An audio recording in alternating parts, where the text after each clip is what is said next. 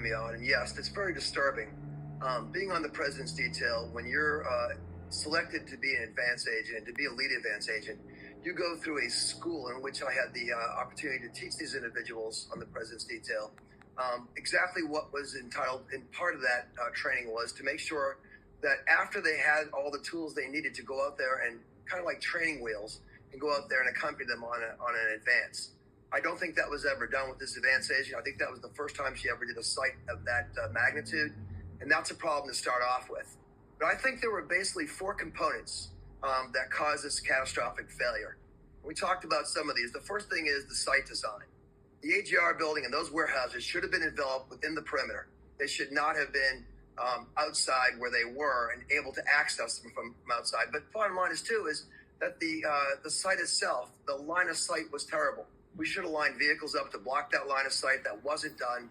And that would have not only blocked the line of sight, but also would have stopped any type of a threat from an IED.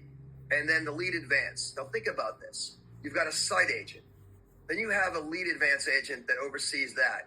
You have two walkthroughs with a second supervisor from the local field office and a supervisor from the detail itself. You take all that together, how would they have missed all the things that were missed? Complacency, lack of training. There's no other way of explaining it, definitely without a doubt.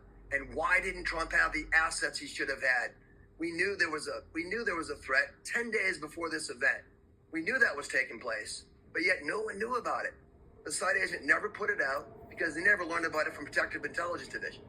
And I would be livid if I was the detailator and I wasn't told of that threat. So that's a big problem right there.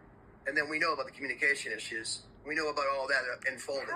But the bottom line is denying the assets. Had they had the assets there that day, they could have addressed those threats. And last thing I want to tell you is training.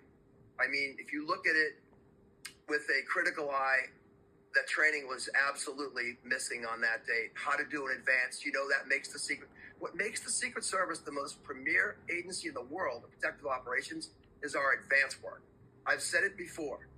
We have to win before we go to war. We have to win by doing our advance. And we failed that day. And we failed the president. That can never happen again.